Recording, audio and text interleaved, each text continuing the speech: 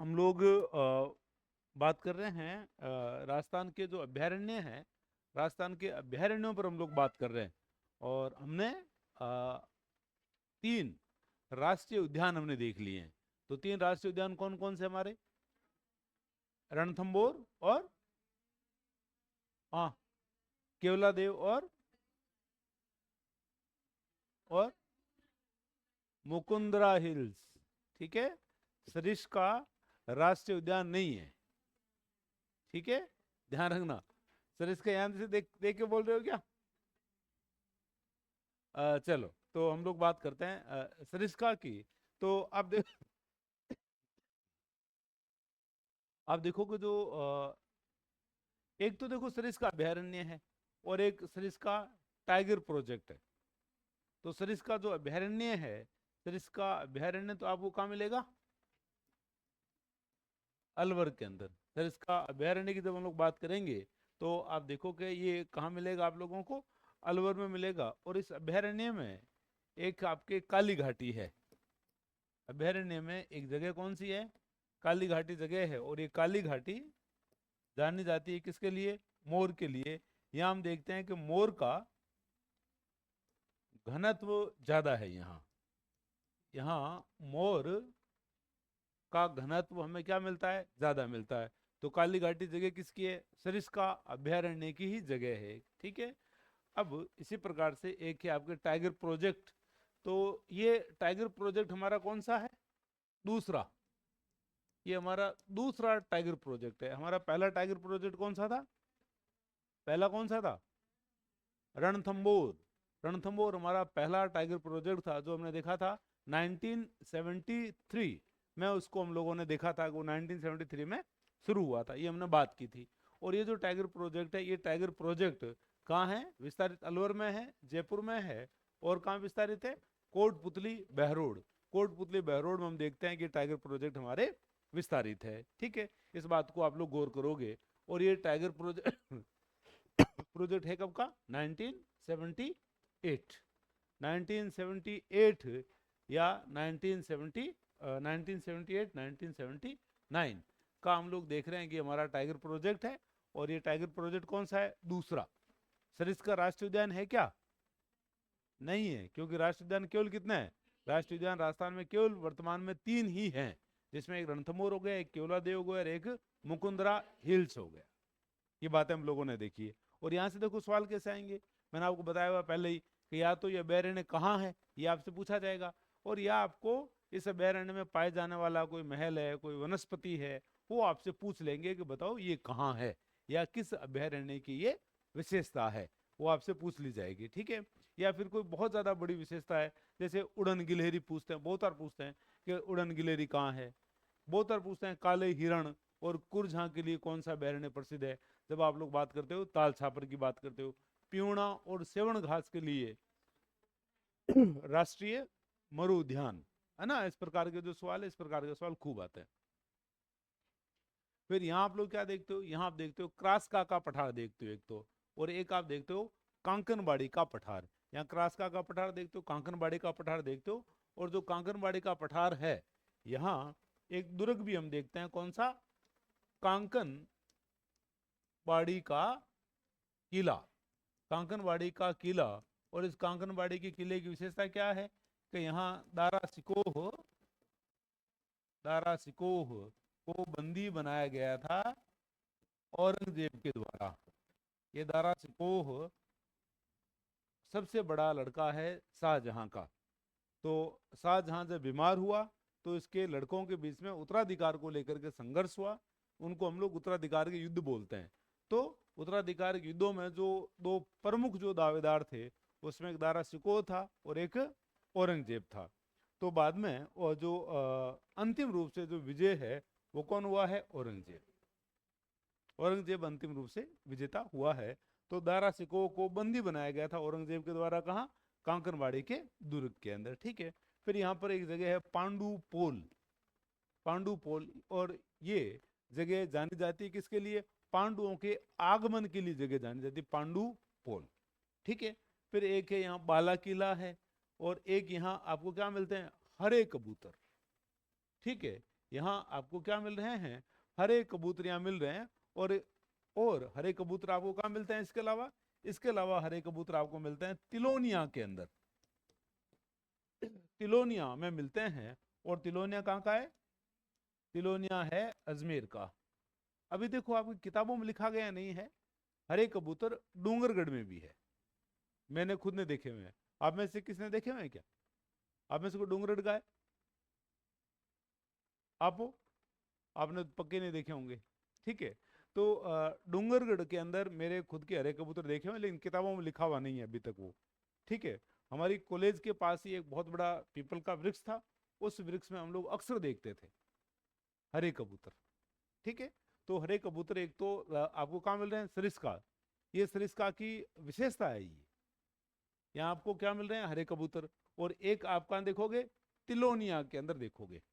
अभी डोंगरगढ़ जो कहीं मेंशन नहीं है, मैं आपको केवल जनरली बता रहा हूँ, आपको भी इसको मेंशन करना नहीं है, लेकिन मैंने देखे हुए तो मैं आपके साथ में वो अनुभव मेरा शेयर कर रहा हूँ। ठीक है चलो, फिर एक यहाँ रीसस बंदर भी हैं। कौन सा बंदर, आपके रीसस बंदर भी हम लोग देख रहे हैं कि यहाँ है। और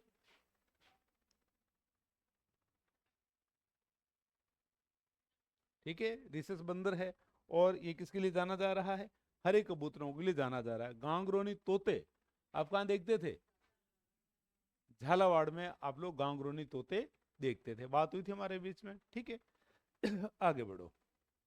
फिर हम लोग देखते हैं कि यहाँ आपको एक क्या मिलता है, टाइगर डैन। और टाइगर डैन क्या है, आरटीडीसी का होटल है, आरटीडीसी का ये होटल है।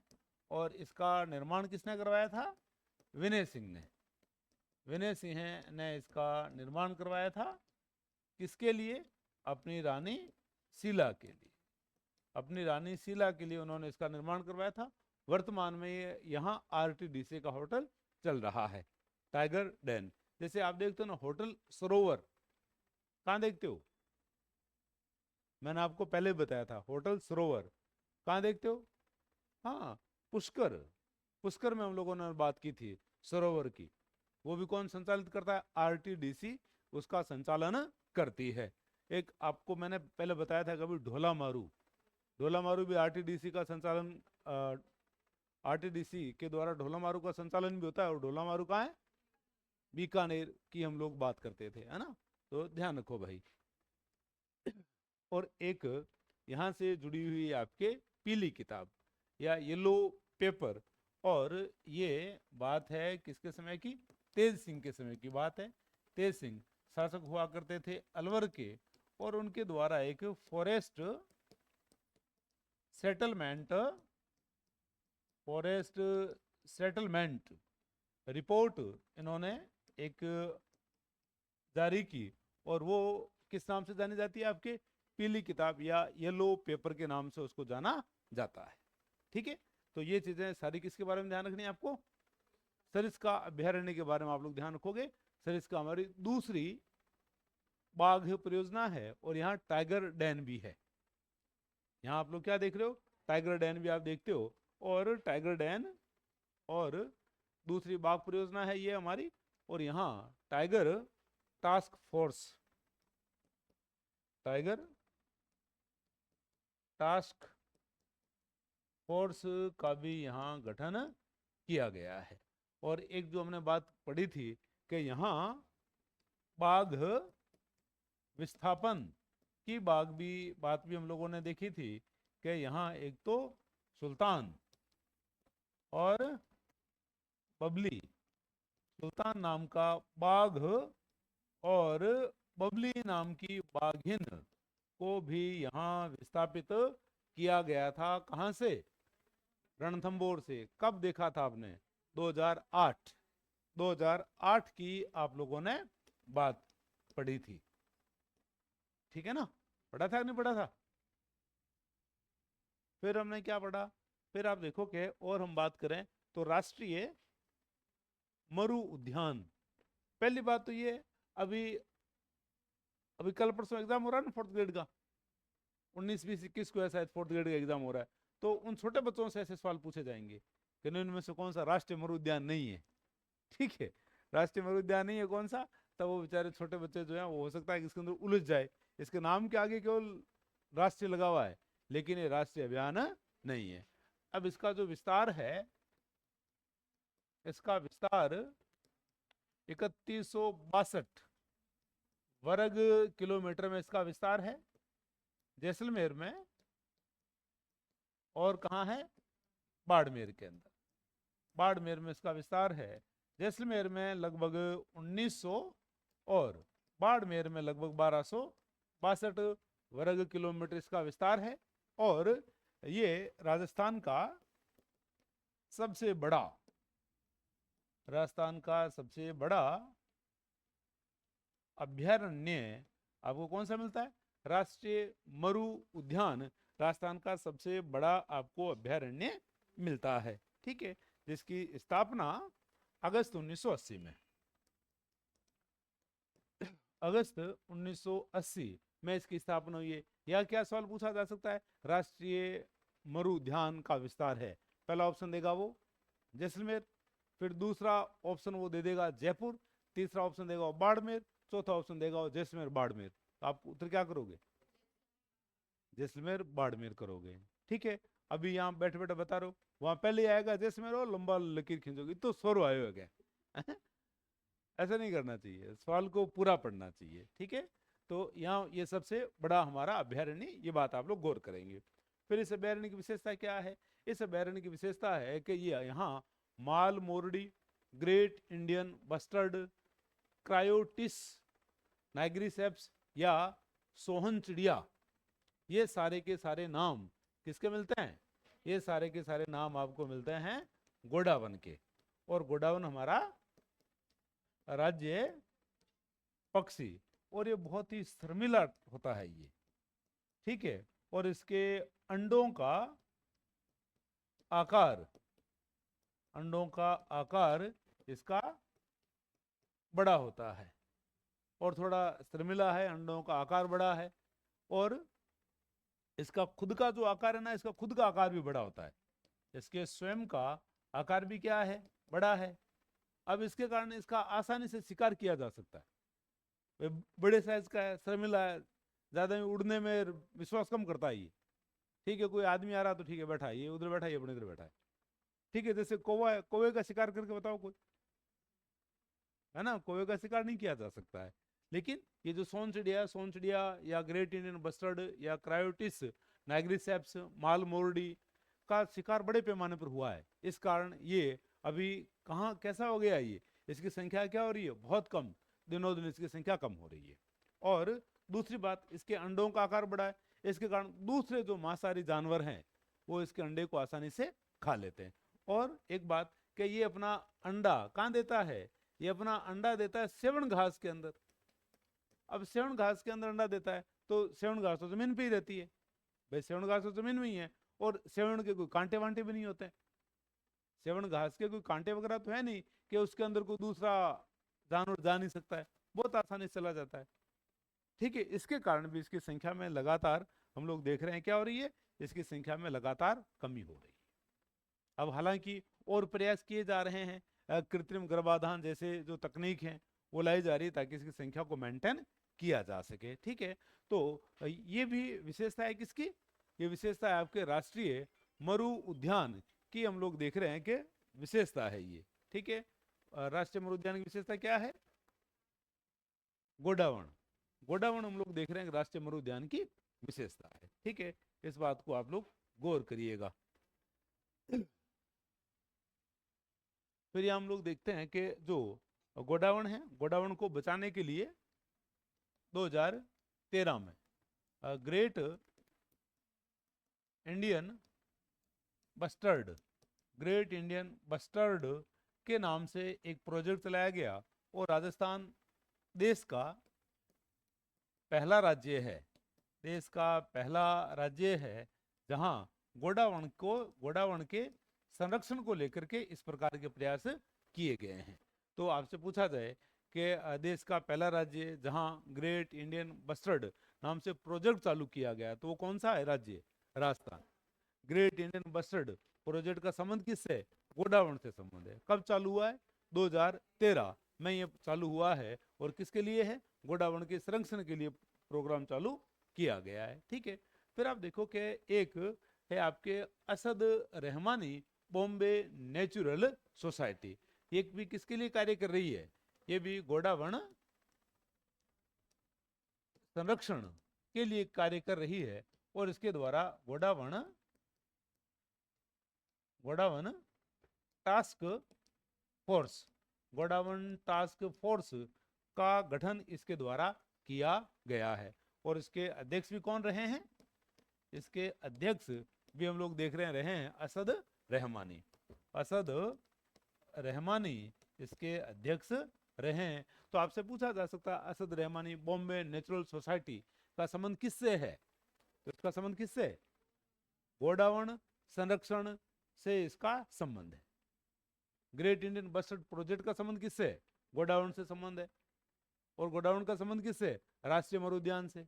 यदि पर्टिकुलर एक जिला पूछा जाए कि सर्वाधिक गोडावण कहाँ है, तो सर्वाधिक गोडावण जैसलमेर के अंदर है ना। इसकी गोडावण की यदि हम बात करें और गोडावण की यदि हम लोग देखें सर्वाधिक संख्या, तो गोडावण की सर्वाधिक संख्या हमें कहाँ मिलती है, जैसलमेर में मिलती है। और इसीलिए यदि आपसे ये पूछा जाए जैसलमेर राज्य का शुभंकर कौन है, गोडावण। जैसलमेर राज्य का शुभंकर अभी पिछली वाली जो सरकार थी उसके द्वारा प्रत्येक जिले के एक शुभंकर घोषित किया गया है, प्रत्येक जिले का एक शुभंकर घोषित किया गया है। तो गोडावण किसका शुभंकर है, जैसलमेर का गोडावण शुभंकर है। फिर आकलवुड फॉसिल्स पार्क, तो देखो आकल तो गांव का नाम है, और आकल किसका नाम, आपके गांव का नाम है। और तो आकल हुआ गांव का नाम, वुड का मतलब लकड़ी, और फॉसिल्स का मतलब जीवाश्म। फॉसिल्स का मतलब क्या रहेगा, फॉसिल्स का मतलब रहेगा जीवाश्म। तो क्या है यहाँ, यहाँ 18 करोड़ वर्ष, 18 करोड़ वर्ष पुराने 25 लकड़ी के जीवाश्म यहां से प्राप्त हुए हैं। देखो है ना कमाल की बात, 18 करोड़ साल पुराने लकड़ी के जीवाश्म प्राप्त हुए हैं। कहां से, आकल गांव से प्राप्त हुए हैं। तो उसका नाम ही क्या हो गया, आकल वुड, है ना। वुड का मतलब लकड़ी, फॉसिल्स का मतलब जीवाश्म। ऐसा बहुत बार पूछा गया है। आकल वुड फॉसिल्स का संबंध किससे है, राष्ट्रीय मरुद्यान, जो कि राष्ट्रीय नहीं है, या है राष्ट्रीय। चलो फिर आप देखो कि ये जो उद्यान है, यहाँ से नेशनल हाईवे भी यहाँ से गुजरता है। और यहाँ से जो नेशनल हाईवे गुजरता है उसका नंबर कौन सा है, NH11। पहले इसका नाम था NH15। पहले इसको क्या बोलते थे, पहले इसको बोलते थे NH15, लेकिन अभी इसका नाम क्या है, NH11 अभी इसका नाम है। फिर यहाँ पीवना, यहाँ पीवना सांप की प्रजाति यहाँ मिलती है। ये एक सांप है, और कैसा सांप है, विषैला सांप है। क्या सभी सांप विषैले होते हैं, नहीं, सभी सर्प विषैले नहीं होते हैं, लेकिन ये विषैला सांप है। और इसके बारे में ऐसी मान्यता है, ऐसा अंधविश्वास बना हुआ है कि ये क्या करता है कि इसका जहर इतना तेज होता है कि रेगिस्तान में यदि कोई आदमी सोया हुआ है और वहां आसपास यदि पीवना है तो वो अपना जहर उसके सांसों के माध्यम से उसमें जहर डाल देता है, और वो व्यक्ति जैसिया हराम। इस प्रकार से इसके बारे में कहा जाता है कि भाई पीवना जो है, ठीक है। तो एक पीवना भी कहाँ मिलता है, जैसलमेर में, ठीक है। फिर पावना नहीं कह रहा, ठीक है, हेलो, पावने तो सभी जगह मिलते हैं, ठीक है। कोई घर हो, कोई गवाड़ हो, कोई गांव हो, पावने तो सभी जगह। चलो फिर यहाँ अभी हमने बात की ही है, यहाँ आपको घास कौन सी मिलती है, सेवण घास। सेवण घास भी यहाँ पाई जाती है। तो सेवण घास के लिए, पीवना सांप के लिए, आकलवुड फॉसिल्स पार्क के लिए, गोडावण के लिए कौन सा अभ्यारण्य जाना जा रहा है? राष्ट्रीय मरुद्यान जाना जा रहा है, जिसका विस्तार बाड़मेर और जैसलमेर में। और इसकी स्थापना कब की? अगस्त 1980 की इसकी स्थापना। एक इसी उद्यान में बने हुए हैं गजलर। अब गजलर क्या है?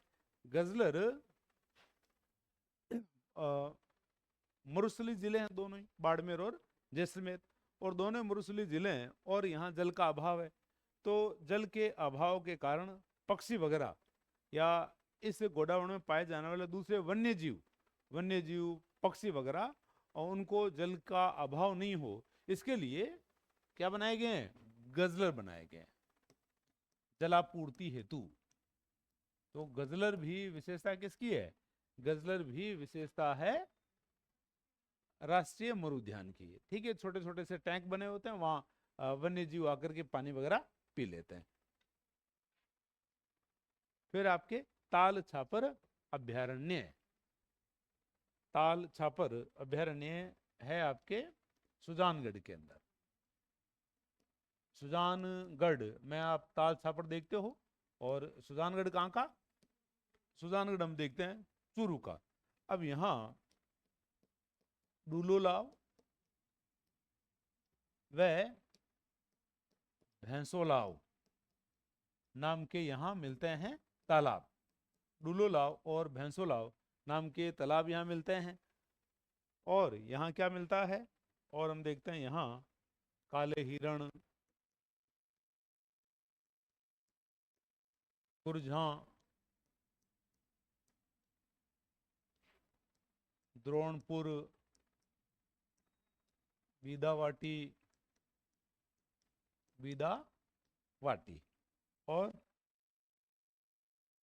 और लाना, ठीक है, और साइप्रस,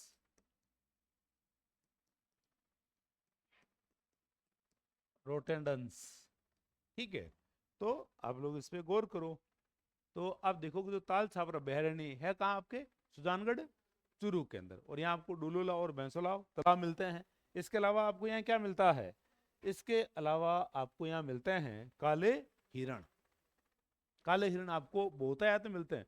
पूछा जाता है सवाल कि काले हिरण के लिए कौन सा अभ्यारण्य प्रसिद्ध है?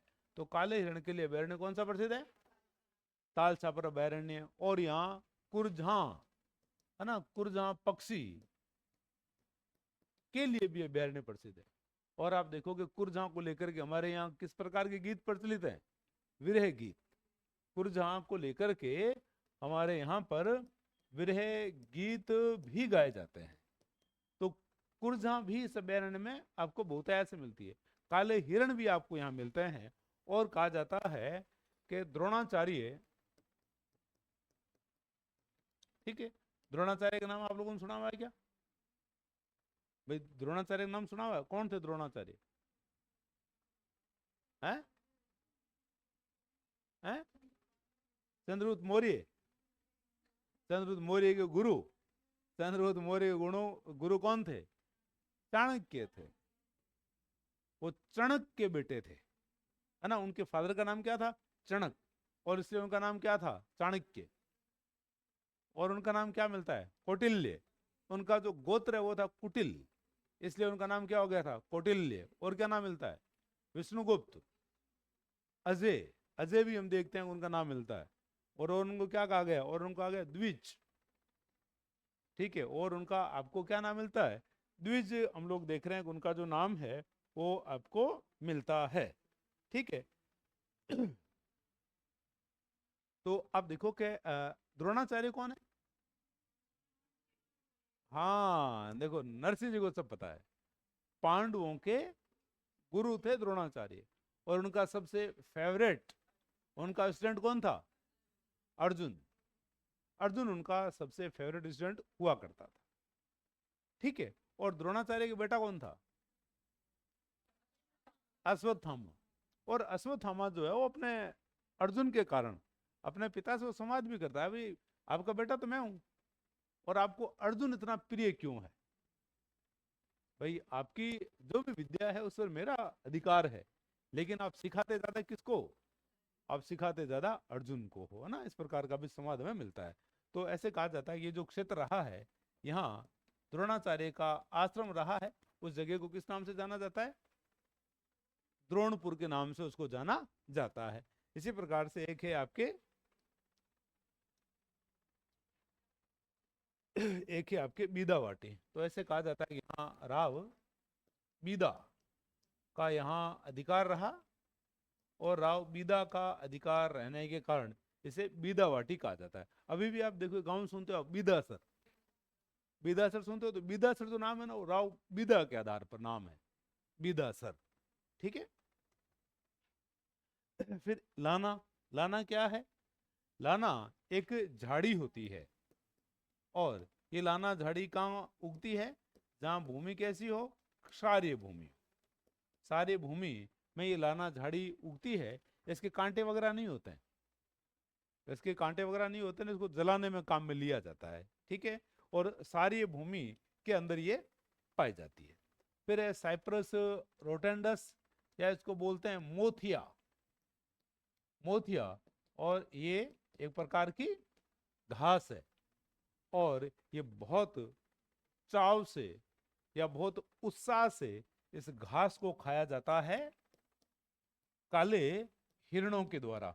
और काले हिरणों का यहाँ होना, ताल छापर में होना, उसका एक कारण क्या है, उसका एक कारण ये साइप्रस रोटेंडस या मोथिया घास भी यहाँ होना है। इस घास को वो बहुत ही चाव से खाते हैं, और ये घास उनको यहाँ मिल रही है। ठीक है। तो ये वहाँ ये काले हिरण यहाँ रह रहे हैं, और इस अभयारण्य को काले हिरणों की क्या कहा गया है, शरण स्थली। तो काले हिरणों की शरण स्थली के रूप में भी इसको जाना जाता है। ठीक है। ये बात आप लोग गौर करेंगे। और हम लोग देखते हैं कि यहाँ वन्य जीव प्रबंधन प्रशिक्षण केंद्र की स्थापना की गई है 2021 के अंदर। आपसे पूछा जाए वन्य जीव प्रबंधन प्रशिक्षण केंद्र कहाँ है, तो आप लोग कहाँ बताओगे, ताल छापर। और ताल छापर कहाँ का, सुजानगढ़ चूरू का। फिर एक है आपके कुंभलगढ़ अभ्यारण्य, और कुंभलगढ़ अभ्यारण्य का विस्तार आप कहाँ देखते हो, कुंभलगढ़ अभ्यारण्य का विस्तार आप लोग देखते हो राजसमंद, पाली और उदयपुर। राजसमंद, पाली और उदयपुर में विस्तार है कुंभलगढ़ अभ्यारण्य का। और ये अभ्यारण्य जाना जाता है किसके लिए, भेड़ियों के लिए। इसकी विशेषता, जैसे सुजानगढ़ की विशेषता क्या है, जैसे सुजानगढ़ की विशेषता है आपके काले हिरण, तो उसी प्रकार से इसकी विशेषता क्या है, इसकी विशेषता भेड़िए हैं। तो ये भेड़ियों के लिए बहुत प्रसिद्ध है, पूछा भी जाता है भेड़ियों के लिए प्रसिद्ध अभयारण्य कौन सा है, मैच करवाया जा सकता है। जंगली मुर्गों के लिए कौन सा अभयारण्य प्रसिद्ध है, माउंट आबू। काले हिरण के लिए प्रसिद्ध है ताल छापर। ऐसे आपसे पूछे जा सकते हैं। ठीक है। तो गौर करना इस बात का, ये भेड़ियों के लिए बहुत ही प्रसिद्ध अभयारण्य है। और यहाँ क्या क्या मिलते हैं, यहाँ चंदन के वृक्ष, ये सवाल आया हुआ है, एक सवाल आया कि सागवान के वृक्ष कहाँ, सागवान के वन कहाँ मिलते हैं, तो सागवान के वन मिलते हैं सीता माता अभयारण्य के अंदर। तो सागवान के लिए तो कौन जाना जाता है, सीता माता। और चंदन के वृक्ष के लिए कौन जाना जा रहा है, चंदन के लिए जाना जा रहा है कुंभलगढ़। ठीक है। फिर यहाँ कुंभलगढ़ का दुर्ग भी है, इसी अभयारण्य के अंदर ही है। इस अभयारण्य में आप लोग क्या देख रहे हो, कुंभलगढ़ का दुर्ग भी आप लोग यहीं देखते हो। रणकपुर के मंदिर आप इसे अभयारण्य में देखते हो। और क्या देखते हो, परशुराम महादेव का मंदिर है। और यहाँ आपको क्या मिलते हैं, चौसिंगा भी यहाँ मिलते हैं आपको। चौसिंगा सर्वाधिक कहाँ मिलते हैं, चौसिंगा अभी अपन बात कर ही रहे हैं, चौसिंगा सर्वाधिक तो कहाँ मिलेंगे, सीता माता अभयारण्य में है। चौसिंगा सर्वाधिक कहाँ मिलते हैं, सर्वाधिक मिलते हैं सीता माता अभयारण्य में। लेकिन चौसिंगा यहाँ भी है। और चौसिंगा इसका नाम क्यों है, क्योंकि चौसिंगा में नर के सींग कितने होते हैं, वो 4 भागों में डिवाइड होते हैं। उसके जो सींग है वो कुछ इस प्रकार से होता है, यूं इस प्रकार से उसके सींग होते हैं। तो इसलिए उसका नाम क्या हो गया है, इसलिए इसका नाम हो गया है चौसिंगा। ठीक है।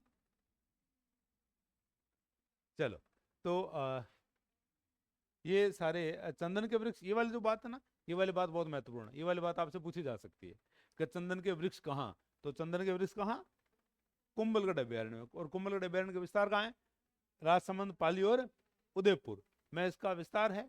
और ये भेड़ियों के लिए प्रसिद्ध है। ये जाना किसके लिए जा रहा है, भेड़ियों के लिए जाना जा रहा है। ठीक है, गौर करना इस बात का। फिर आ गया आपके सीता माता अभ्यारण्य।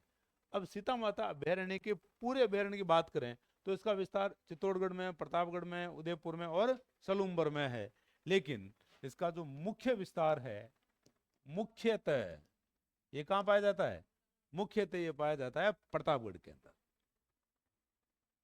ठीक है, तो यदि 4-5 यदि जिले दे रखे हो तो एक यदि जिला आपको टच करना है तो जिला कौन सा होगा, प्रतापगढ़। तो मुख्य रूप से इसका विस्तार कहाँ मिलता है आपको,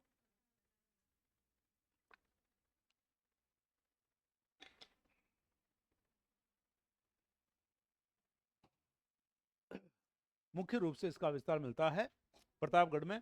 तो चित्तौड़, प्रतापगढ़, उदयपुर और सलूम्बर में इसका विस्तार है।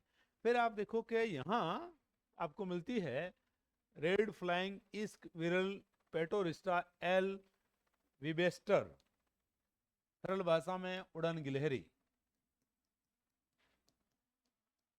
ये जियोलॉजिकल नाम है उड़न गिलहरी का। और ये जो अभ्यारण्य है, इस अभ्यारण्य को गिलहरियों का स्वर्ग इसको कहा जाता है।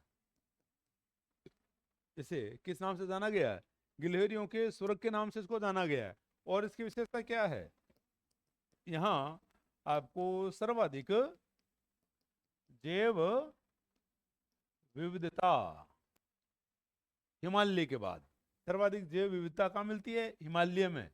लेकिन हिमालय के बाद में यदि हम बात करें तो आपको जैव विविधता सर्वाधिक कहाँ मिलती है, सीता माता अभ्यारण्य में।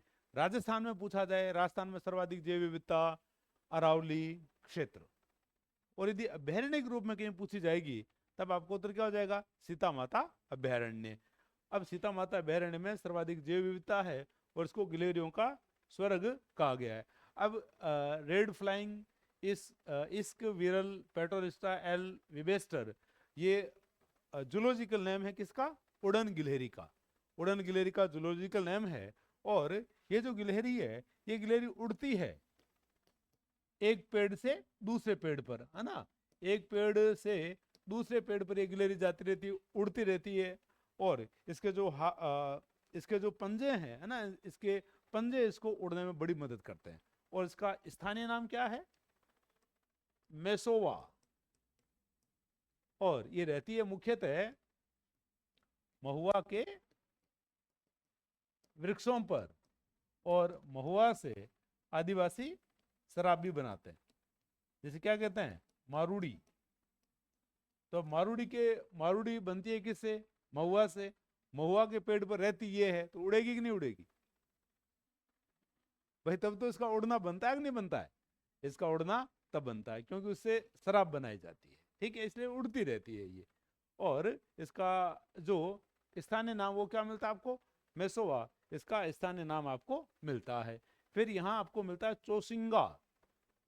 और अभी हमने बात की, चौसिंगा एंटीलोप प्रजाति का है। एंटीलोप प्रजाति मतलब कि जिस प्रजाति का हिरण है, हिरण की प्रजाति का ही है ये।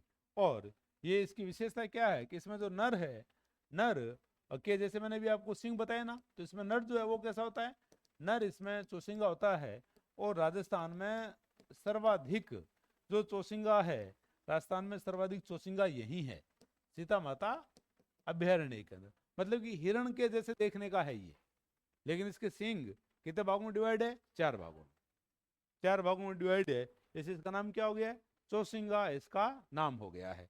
तो चौसिंगा भी आपको सर्वाधिक कहाँ मिला है, सीता माता अभ्यारण्य में। सर्वाधिक जैव विविधता भी कहाँ मिल रही है, सीता माता अभ्यारण्य में आपको मिल रही है। अब नाम ही सीता माता है तो यहाँ लव और कुश नाम के झरने भी हैं। यहाँ लव और कुश नाम के ठंडे और गर्म पानी के झरने भी आपको यहाँ मिलेंगे।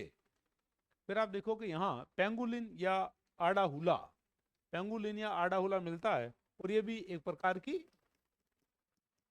गिलहरी है, ये भी छिपकली, गिलहरी क्या, ये भी एक प्रकार की आपको क्या मिलती है, छिपकली मिलती है। और ऐसे कहा जाता है कि जितनी भी छिपकलियां हैं उनमें ये क्या है, सबसे सुंदर।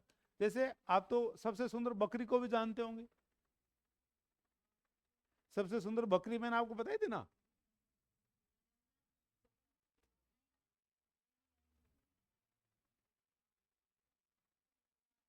बस है। कोई जमुनापुरी बोल रहा है, कोई बारबरी बोल रहा है, कोई कंफर्म बता दो क्या है, हैं? ये मोनिका तो कह रही है जमुनापुरी है। अरे बारबरी, बताया था मैंने आपको, बारबर के पास आप क्यों जाते हो, सुंदर बनने के लिए, बाबू बनने के लिए, है ना। और बारबर सुंदर बना के भेजता है, तो बारबरी बकरी भी क्या होती है, सबसे सुंदर बकरी होती है बारबरी। और ये सबसे सुंदर गिलहरी। फिर इसको चीतल की मातृभूमि कहा गया है। और चीतल भी क्या है, चीतल भी एक प्रकार की एंटीलोप प्रजाति का ही है, मतलब हिरण जैसा है ये भी, चीतल की मातृभूमि इसको कहा गया है।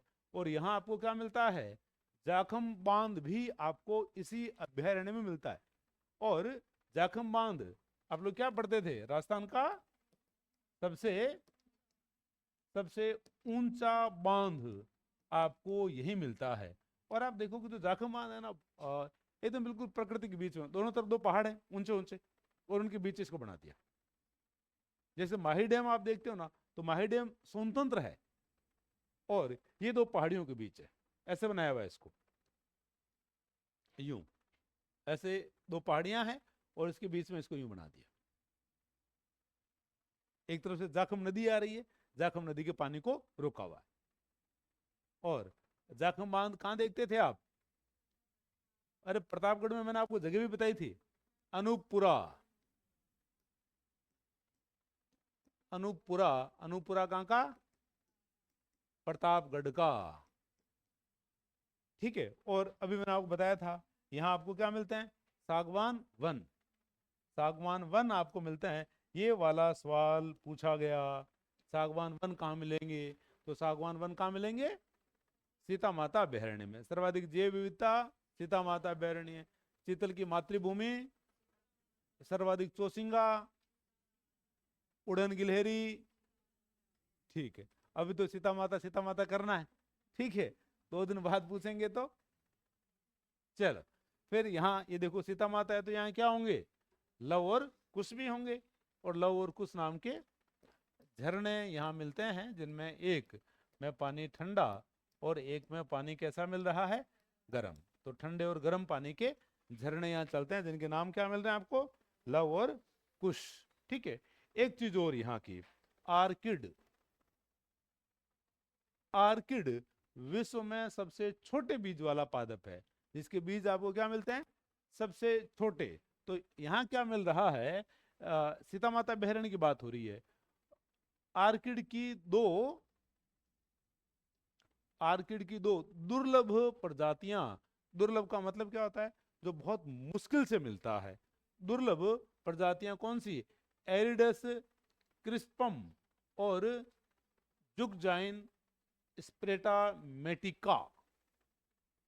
ये नाम आपसे ना पूछें, बॉटनिकल नाम है, लेकिन आपसे ये पूछा जा सकता है कि आर्किड की दुर्लभ प्रजातियां किस अभयारण्य में, सीता माता अभयारण्य।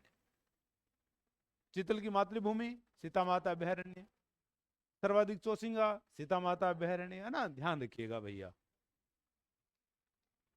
फिर आपके सज्जनगढ़ अभयारण्य, तो सज्जनगढ़ अभयारण्य कहाँ मिलता है, कोटड़ा में मिलता है। कोटड़ा कहाँ का, उदयपुर का। तो कोटड़ा उदयपुर में मिलता है ये। और ये क्षेत्रफल के दृष्टिकोण से राजस्थान का सबसे छोटा, राजस्थान का सबसे छोटा वाला अभयारण्य कौन सा, सज्जनगढ़। और सबसे बड़ा वाला, अभी हमने बात की ना, राष्ट्रीय मरु उद्यान, राष्ट्रीय मरु उद्यान की अभी हम लोगों ने बात की है, ठीक है। और ये केवल कितना है, 5.2 वर्ग किलोमीटर ही आपको केवल मिलता है। ठीक है, और ये राज्य का प्रथम प्रथम जैविक उद्यान, राज्य का प्रथम जैविक उद्यान है ये, जो बना कब? 2015 में। राज्य का पहला जैविक उद्यान भी आपको सज्जनगढ़ में मिल रहा है, और सबसे छोटा जो अभयारण्य वो भी कौन सा मिल रहा है आपको? सज्जनगढ़। हम लोग देख रहे हैं सबसे छोटा अभयारण्य भी आपको मिल रहा है। ठीक है, गौर करिएगा इस बात पे। फिर आपको मिल रहा है वन विहार। वन विहार की बात हम लोगों ने पहले ही पढ़ी है। वन विहार राज्य का, राज्य के जब हम लोगों ने देखे थे पहले 4 अभयारण्य, तो उसमें वन विहार था क्या? था, कंफर्म? हाँ था। कब की बात थी? राज्य के जो पहले 4 अभयारण्य हम लोगों ने देखे थे, अभयारण्य जो 4 हमने देखे थे, जिसमें हम लोगों ने बात की थी किसकी? जैव संबंध की हमने बात की थी, दर्रा की बात की थी, और सरिस्का की हमने बात की थी, पढ़ा था हम लोगों ने। तो ये वो अभयारण्य है जो कब बना? 1 नवंबर 1955। 1 नवंबर 1955 को इसका निर्माण हुआ। और ये जाना किसके लिए जा रहा है? एक तो यहाँ हम लोग देख रहे हैं तालाब शाही झील है, और यहाँ सफेद सारस, दुर्लभ सफेद सारस। ठीक है, दुर्लभ सफेद सारस। और साइबेरियन क्रेन या साइबेरियन सारस के लिए कौन जाना जा रहा है? केवलादेव। उसका नाम केवलादेव क्यों था? क्योंकि उनके बीच में शिव जी का मंदिर था, पढ़ा था आप लोगों ने। शिव जी का मंदिर था, और उसको आप लोग क्या कहते थे? पक्षियों का स्वर्ग कहते थे। पक्षियों के स्वर्ग के रूप में आप उसको जानते थे। ये बातें आप लोगों ने पढ़ी थी उसके बारे में। तो ये आपके दुर्लभ सफेद सारस, और यहाँ क्या है? तालाबशाही झील। और ये जो राजस्थान के पहले 4 अभयारण्य स्थापित हुए, उनमें से एक आपको कौन सा मिल रहा है? एक हम लोग देख रहे हैं कि वन विहार हम लोगों को मिलता है। ठीक है, फिर माउंट आबू अभयारण्य। तो माउंट आबू अभयारण्य कहाँ का? पहली बात तो ये हो गई है, माउंट आबू अभयारण्य सिरोही का। और क्या बात हो गई है? और ये बात होगी एकमात्र ही अभयारण्य है जो कहाँ बना हुआ है? पहाड़ी पर बना हुआ है। राजस्थान का सबसे राजस्थान का सबसे ऊंचाई पर स्थित अभयारण्य है ये। राजस्थान का सबसे ऊंचा अभयारण्य है ये, और जाना जाता है किसके लिए? जंगली मुर्गों के लिए बड़ा प्रसिद्ध है ये। जंगली मुर्गों के लिए इस अभयारण्य को जाना जाता है। ठीक है, लेकिन सर्वाधिक जैव विविधता की बात करेंगे तो सर्वाधिक जैव विविधता कहाँ मिलेगी? सीता माता अभयारण्य में सर्वाधिक जैव विविधता मिलेगी आपको। अब यहाँ एक तो घास है आबू एंसिस डिक्रिप्टेरा, और इसका स्थानीय जो नाम है, इसका स्थानीय नाम आपको क्या मिलता है? कारा। कारा के नाम से इसको जाना जाता है। और एक यहाँ घास मिलती है लेंटाना, और लेंटाना जो है ये एक अमेरिकी झाड़ी है। और यहां इसे लगाया किसने था? यहां इसे कौन लेकर आया? बीकानेर के महाराजा गंगा सिंह। बीकानेर के महाराजा गंगा सिंह के द्वारा माउंट आबू के अंदर बीकानेर हाउस है, पता है आप लोगों को?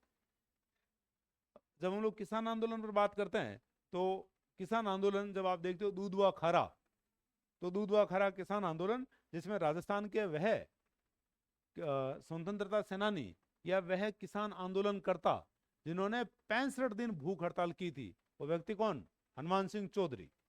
और हनुमान सिंह चौधरी जब सादुल सिंह से मिलते हैं, तो सादुल सिंह से मिलना कहाँ हुआ था इनका?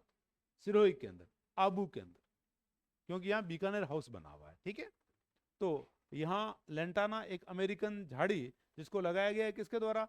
गंगा सिंह के द्वारा लगाया गया। और गंगा सिंह के द्वारा इस झाड़ी को यहाँ लगाया गया, और अब हालत ये हो गई है कि झाड़ी इतनी विस्तारित हो गई है कि स्थानीय वनस्पति को इसके कारण नुकसान हो रहा है। ठीक है, इस बात पर भी गौर करिएगा। फिर है औषधीय पादप शोध केंद्र। तो यहाँ औषधीय पादप बहुतायत में है। तो औषधीय पादप बहुतायात में होने के कारण औषधीय पादप शोध केंद्र कहाँ बनाया गया है? माउंट आबू में ये बनाया गया है।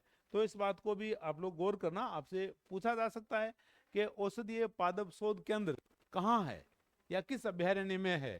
तो कहाँ ये माउंट आबू अभ्यारण्य में है, और माउंट आबू अभ्यारण्य कहाँ का? सिरोही का। ठीक है, तो इन बातों पर गौर करिएगा। आज हम इतनी बात करेंगे, बाकी बातें कल करेंगे।